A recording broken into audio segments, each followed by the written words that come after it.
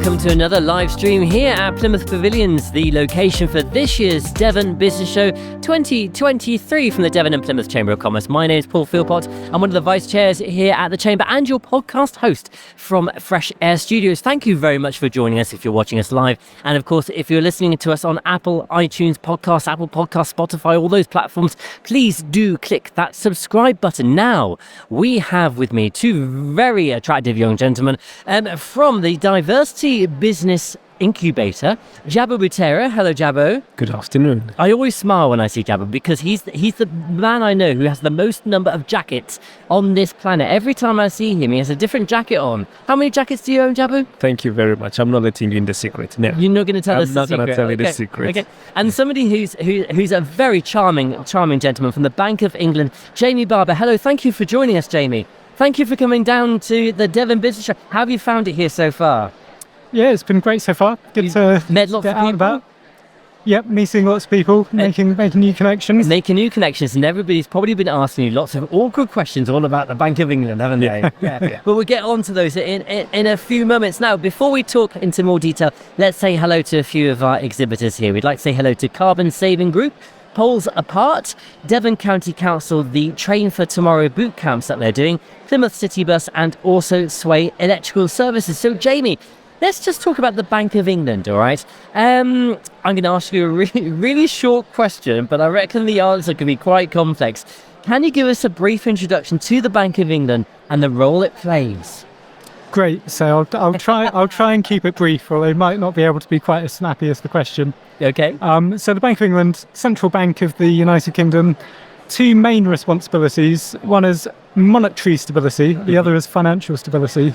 We've been in the news a lot recently for our role in monetary stability, which is our efforts to try and bring inflation currently back to the 2% target that the government sets us, mainly through using our interest rates, which is a subject close to the heart of a lot of the exhibitors here today. On the financial stability side, we do lots of important stuff. We have a part of the bank that regulates banks and insurance firms in the UK to make sure the financial system is safe and sound, and there's also a group of people that look over the system as a whole to see if risks are building in the system and trying to avoid financial crises and making sure that people's money is safe. And that's alongside a few other important jobs, such as we're the people that are responsible for printing the banknotes, and we also have oversight of some of the financial systems. So when you make a debit card transaction and things like that, we look after those systems. So we've got our fingers in a few different pies, but it generally comes back to value of money and keeping the financial system stable. You probably find you can please some of the people some of the time, but not all the people all the time. But the reasons behind the decisions and the advice and how you operate is much more the bigger picture with regards to the United Kingdom, isn't it? Yeah, well, certainly at the moment with interest rates going up, we're not going to be keeping everybody happy, but in the longer term, getting inflation back to 2% will be better for everyone. Excellent. And Jabo, the Diversity Business Incubator, which DBI, which I'll go to from now on because it's a bit of a mouthful. Tell us a little bit about your organisation. So thank you very much for having us. And the organisation is Diversity Business Incubator. As it says, we incubate businesses. Those who want to start their own businesses, but also those who want to scale up. And it's great. They mentioned about financial stability, but we talk also as well about financial freedom. For you to be able to create that wealth, and it's only you're going to be having the appetite of creating the wealth when you know there is stability. There's no point of creating your wealth and losing it. So that's why it's really important to have a Bank of England here with us today. Now, Jabo supports obviously businesses within our region, and I think it's fair to say when it comes to the Bank of England, there are probably very few people that knew you actually had regional representation. You do have regional representation. Why is it so important? Yeah, so it's something that's very important to us. So I'm the bank's deputy agent in the Southwest. The bank has 12 regional agencies across the English regions and across the devolved nations. And our job really is to keep in touch with businesses on the ground. We have two main responsibilities. One is to gather intelligence, so we try and speak to businesses large and small. We speak to the largest employers in the region, but it's also important that we speak to a kind of representative sample of the smaller businesses to find out how they're experiencing the economy. And the reason why that's important to our policymakers is we can often find out in these conversations what's happening on the ground a bit more quickly than it might come through the official data or through the other channels that the people in London look at. And also, by having these conversations, we can get more of a qualitative feel and understand a bit more about sentiment on the ground and why businesses are making decisions. And it really just makes sure that different perspectives are considered in the bank's decision-making, which is why it's also important that we speak to people like Jabo and his contacts to make sure we can be representative of the region. So that's one part of the job. The other part of the job is every time we do a forecast or there's a big policy decision, we'll switch from receive to transmit, and we'll also be responsible for communicating some of the bank's key messages to our contacts in the region. It's good to hear that you're having conversations with organisations of all sizes. Jabo, Diversity Business Incubator. Yes. The key is in the word incubator. Yeah. You're talking to entrepreneurs, individuals, small businesses that are perhaps at the earlier stages of their journey. That's right. What's the landscape like for the kind of people the businesses that you're talking to? So, well, you mentioned about the size. It's one thing. They're all small, starting, with just a dream. All they have in their pocket is a dream. Mm-hmm. And the dream without a fuel, the launch is going to be difficult. The other element we focus on is the diversity part. I work with individuals mainly from the Black and Asian communities and the minority communities. The challenge is even bigger to accessing that platform to get to that financial independence.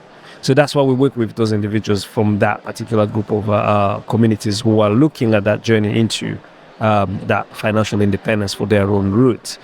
And having the conversation with I can say the top of where the money is kind of regulated, although most of the time we don't understand between the difference, the Bank of England and the financial banks which are running the money. The Bank of England is regulating. It's not the one who gives the money. It's not the bank to go to say, can I borrow £1,000? They are the regulators. But as the regulators, they need to have that information or that knowledge of what is on the ground, but also looking at the change of the landscape of the society. I'll bring it back to our region, the Southwest, particularly in the Devon area. When you took at the demographic representation, if you go back 5 years ago, we were still about 97% white and 3% minority communities. So if you're going to be putting people together to have that sampling of information, it's very difficult to get to that 3%. You may end up just having more people from that 97%. The landscape is changing, and with the international student and others, we're talking about crossing the 10% of individuals from the minority community. So the voice is going to be heard, but you have to be way to doing it in a structured way. And that's where DBI comes in as well. But you say that, and I think it's fair to say that businesses that are to make that dream become a reality, businesses that are started by individuals from the Black Asian minority, they do find it harder. It shouldn't be. Obviously, it shouldn't be harder. It shouldn't. But it is harder. Yeah. Are we having the right conversations to fix this issue? It's good to start with the conversation all the time. Mm-hmm. And the challenge is when the conversation does not get to action, it's a problem. And I think that's why I'm more excited of being part of this podcast, as well as being a director of the Chamber of Commerce, because we are leading in actions. Enough of the talk.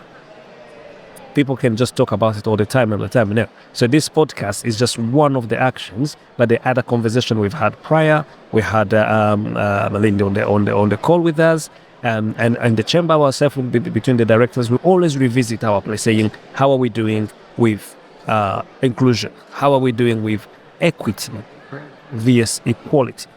And it's from that action we're doing on the ground, that's larger organization like the Bank of England, they're going to be learning and saying they're doing A, B, C, D. How can we implement that? So it's really, the conversation is one thing, but we're talking about the action after this, which is really important. Yeah. So turning conversations into actions. Bank of England is all about actions. It's very, at the very active organisation. These conversations are conversations that you're having. What sort of data are you collecting whilst you're having these conversations, and how will it help shape the decision-making process that you undertake? So our kind of key customers, we do speak to all of the policymakers in the bank, but our key customers are the MPC, who do the economic forecasting. Mm-hmm. So our conversations with businesses around the region focus on how economic conditions are affecting them. So we'll be talking about demand. At the moment, we'll be hearing about how things like the cost of living squeeze is impacting demand for goods and services. We're interested in what that means for businesses' investment decisions, and also the components which directly feed into inflation and what we're targeting overall. So we'll be speaking to businesses about how easy or difficult it is to recruit, what that means for pay decisions, what's happening in terms of inflation in their cost inputs, what that means for margins, how that shapes business decisions going forward. And so all of these different elements come together to help us draw a picture of the economy in the regions, and then we aggregate it into the economy in the country. And every time the MPC meets, in the lead up to those meetings, there'll be one of the regional agents presenting them and presenting our view from the ground. And sometimes the decision makers will be asking us to do particular deep dives into things that are of particular interest to give them a richer data source. At the moment, we're doing a survey on businesses' investment intentions. Earlier in the year, we were surveying on pay prospects and things like that. So it's a bit of colour, a bit of depth in that regional picture, and we'll always be at the forefront of informing them. We also take them out occasionally and make sure they get out from London and get them in front of some of the businesses in the region. That's good to hear. It sounds like you've got like an infinite number of data points in which you're gathering infinite amounts of data, and you somehow have to do something with that data. Yes, bring it together. But then it's the policymakers at the top that have the hardest call of where to take our policy tools from. So in terms of diversity then, Jabo, Yes. When we think of organisations like the Bank of England, we don't possibly, or do we incorrectly, think of them as being a diverse organisation or not being a diverse organisation. I guess government in general, the government, I know you're not a government agency. Are you a government agency? Would you call yourself? We're independent of government. Independent of government. We're a public body, but we're not civil servants. Okay. But you kind of, we need to have these conversations with regards to diversity of the talent, don't we, as well? Yes. There is that diversity in terms of a representation. That's one thing. When you're looking, saying on the board, how do everyone is being represented, or is anyone? Because what we're talking about, the representation, the importance of it is inspiring the next generation. The big dream will be, so because at the moment when you see the signature on the Bank of England or the name appearing on the Bank of England, someone who, let's say, second generation, third generation was born here in England, they don't see that name reflecting to themselves. They don't think they own the money, they can have access to money. These are the conversations we've been having so many years ago. The concept of money acquisition in the minority community is different from someone from the white community. It's a long journey and long conversation where that element of thinking money is not for you to acquire or to own or to keep. There's that culture of just spending it. Yes. It's not mine, I have to let it go. While you have the other counterpart thinking, it's mine, I keep it. So when you have that challenge of spending and saving and building on the financial strength. So that's the conversation for another time. But representation is important. The question saying, is Bank of England inclusive? The wish is there to go on the next level. Currently, you don't have that representation. It's well-meaning. It's that appetite of changing and bringing more. It's not only the Bank of England, there's many other organizations. Even ourselves in the Chamber of Commerce, we keep saying it is, we need to attract more individuals from the minority community to come on the board so that the decisions are made where everyone, all the voices have been expressed. So that change is happening in the society we live in today. The world is becoming global, and England is about taking the front, being at the forefront, saying, we see the problem and we're ready to embrace it and solve it. So that in the next 10 years, we're not having this same conversation. Because it will be sad, the Devon Chamber exhibition in the next 5 years, we come back here on this show and we still talking the same language. Now, I want us, when we come back in 5 years, me and you here, we're going to say how that conversation we had has caused this change. So suddenly, this is what we have as a number of individuals from the diverse community on our board. This is what we've done as a mechanism to improve our inclusion. We've listened to the equity vs the equality. This is what we put as a mechanism, as a policy influencers. This is what we've been talking to different organizations to improve their inclusion. So that's the big dream we want to go to. But the finances are really key, way the dynamic, people understanding the dynamic, how finances works. You talk about the cost of living. I always give back to what was more recent, and that was hitting on everyone's door, COVID. When COVID came, COVID did not choose who's going to take COVID or not. But when the statistics appears, more Black and Asian people were dying from COVID. And that question came, so why? And you will find is that in living many people under one roof, that many people together, what they were eating, the health in terms of food and everything. So they're on that bottom of society where there's a lot of poverty. Cost of living is the same, it's hitting, but it's not hitting at the same level. Where people are saying, I'm selling my wedding ring to feed the children. This is the memories you've kept that you're selling to feed your families. But you have someone who's saying the cost of living is hitting differently. So my electricity bill, I live in a place where my electricity bill is 1,500. It's okay. The other one, the electricity bill is still £30. They're using a key meter, and they're borrowing left and right. So you find a lot of individuals from the minority communities in those brackets where they're still on that living on a day-to-day. Yes. So those conversations are really key, and that's when we're having such conversation, the changes will happen. Jamie, is there anything you want to add to that? Yeah, so just picking up on a couple of those points. I kind of mentioned in the introductory comments earlier, the regional agencies, the work that myself and my colleagues do. One of the things we do is make sure that we can reflect those different experiences in the advice we give to our decision makers. But just picking up on a couple of those other points, diversity within our organisation is something that's increasingly important. A couple of years ago, we actually commissioned a review which has been published looking at diversity within the bank, and so there's various efforts now to improve our pipeline of diverse talent, but also beyond that, that's something that lots of organisations have done for a long time, trying to improve the experience of more diverse colleagues in the organisation, and targets to improve our representation amongst our own senior management. And while it's an area of the bank's work I'm less close to, I know in recent weeks the regulators, the PRA, the people that look at safety and soundness in the banking industry, have recently published a consultation on potentially new rules and interventions to try and improve diversity at board levels, and how the financial sector firms that we have responsibility for can improve diversity and inclusion. Excellent. That's a really good positive step to hear.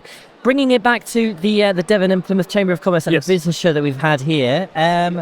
What do you think of it so far then, Jabo? Exciting. Really, really, really can hear the voice at the back. I don't know if they can hear you on the microphone, those listening to us here, but it's vibrant. Yes.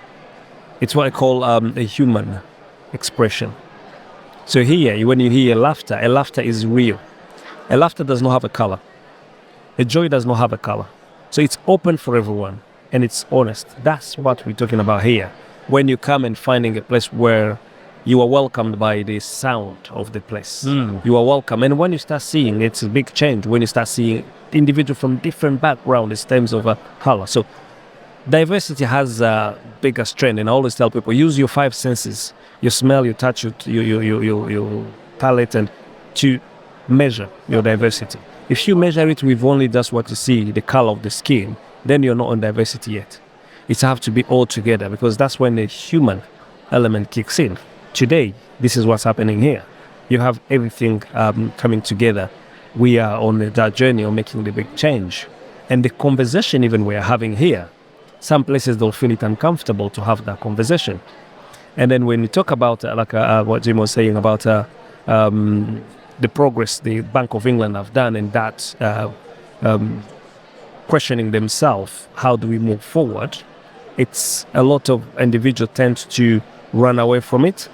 One, they might avoid it. Two, you might find people just do tokenism. You hear a lot of people saying, we have now 2 black people on our board. That's not what you're looking for. Then that you're using just saying, we only have 2 black people because of the color of skin. What is the flavor they're bringing on board? What is the sound they're bringing on the board? What's that challenge or that difference they're bringing on the board? If you have all that, then you can start being proud of those people you have. But if you have them because of the color of the skin, then you just only use one. I don't know about you, Jamie. I can listen to Jabo all day. Yeah, everything he says makes such good sense, and it's so engaging. And my headphones are like vibrating with the timbre of your voice. Absolutely marvelous.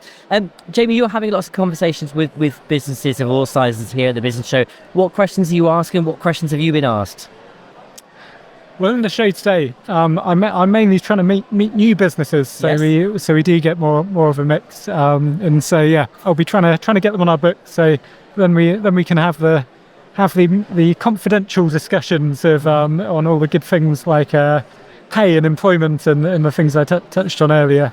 However, whenever I'm out and about at the moment, interest rates and monetary policy are usually near the top of the list. And just to close, actually, you do have events. You do hold events in collaboration with the Devon and Plymouth Chamber of Commerce, and I guess chambers all around the country. What kind of events are they, and why do you hold them? Yeah, so partnering with chambers like the Devon and Plymouth Chamber is really important to us. So we have a regular roundtable meeting where the chamber can invite a sample of their businesses. So as well as having bilateral conversations, we can get a group in the room sharing experiences and bouncing ideas off each other, which is really valuable information for us. And then when we do, as I say, go into transmit mode after a forecast, then we encourage the Devon Plymouth Chamber to invite their members to our events so we can communicate what the bank is expecting to happen and why we've just made the policy decision that we've made. Excellent, great. Well, Jamie and Jabo, actually, you sound like the new comedy duo. Just about to, Oh, crikey. just about to be like. Thank you very much Can you be for our joining producer? us. Sorry, Can you be our producer? I'll do my best. I won't be a very good script writer. Thank you very much for talking to us, for explaining about the Bank of England, how it works regionally, and also helping us understand, improve our knowledge with regards to the overall diversity discussion. These are conversations we must have, but as you quite rightly said, they need to be turned into actions as well, Jabo. It's all about having the complete picture. We want to say hello to the focus group training, Enterprise Rent a Car, Nespresso Professional, and also to Southwest Regional Cybercrime Unit. They are there down on the arena floor amongst many other exhibitors here at the Devon and Plymouth Chamber of Commerce Devon Business Show 2023.